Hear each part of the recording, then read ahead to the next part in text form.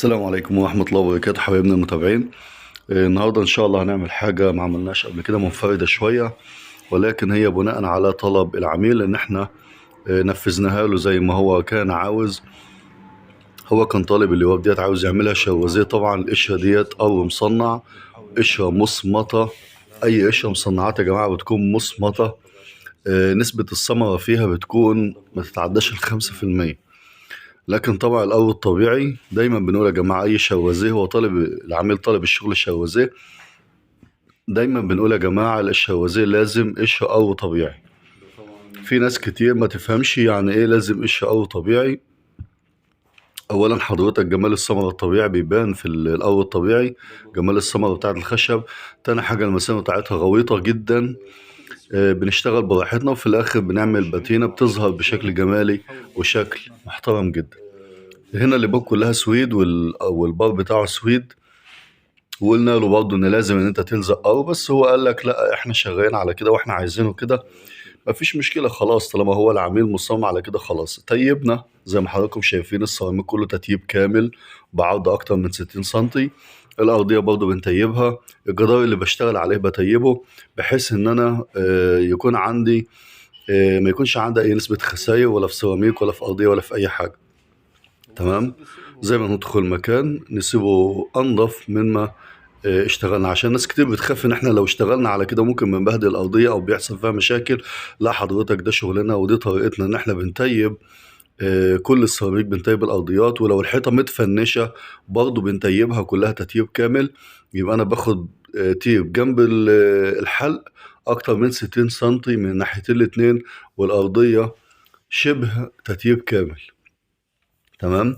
يعني حتى لو الشقة اتفنشت برضه بنقدر بفضل الله ان احنا نشتغل الشغل بتاعنا، مفيش اي مشكلة.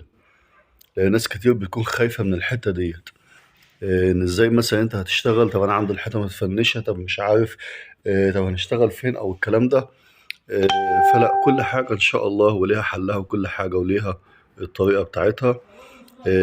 هنا طبعا معجننا الشغل كله اهوت، لان طبعا الابواب معموله سويت، فطبعا هتشطب دوكو ساده. ممكن تتمسح بالباتينه بس هتكون الباتينه باينه فيها خفيف جدا. ممكن في المزانق ممكن تديني ضي باتينه خفيف. ليه؟ لان برضه مفيش ثمره، هي ناعمه.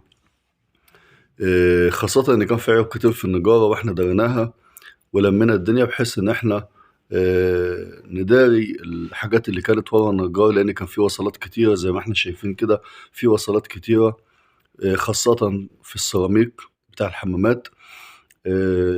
فطبعا كان المفروض انها تلزق ارو طبيعي لو هو عاوز يعمل شوازيه، ولكن هو متقبل الوضع وقال لك انا عاوزه زي ما احنا عاملينه قبل كده، او هو بيمشي معانا كده خلاص مفيش مشكله. لكن انا دايما يا جماعه بنبه وبقول لازم الشوازيه ارو طبيعي. ما تحاولش ان انت تعمل حاجه غير الارو الطبيعي عشان تاخد الشكل المطلوب والشكل الجمالي. هنا بعد ما فنشنا الحمد لله الابواب معموله كافيهات. تمام. طبعا مفصلاتنا كلها متطيبة، كوالينا متطيبة، كل حاجة متطيبة زي ما حضراتكم شايفين. في بابين اتنين معمولين درجة جراي اللي هي الدرجة ديت، هنشوفها كده دلوقتي مع بعض. طبعا ده التيب اهوت على المفصلات. هنشيل طبقة الحماية او طبقة التيب اللي انا حاططها على الاكريليك اللي فيه. طبعا احنا شايفين الشوازيه باين فيه خفيف قوي. اما ده لو قوي طبيعي كان هيكون حاجة تانية خالص وتحفة تانية. بس طبعا العميل علشان يلزق قوي طبيعي هيتكلف تكلفة تانية كبيرة، يمكن يتكلف قد حق الباب علشان خاطر ان هو يلزق قوي طبيعي. فهو علشان كده قال لك لا انا عايزه كده وهشتغل على كده. تمام.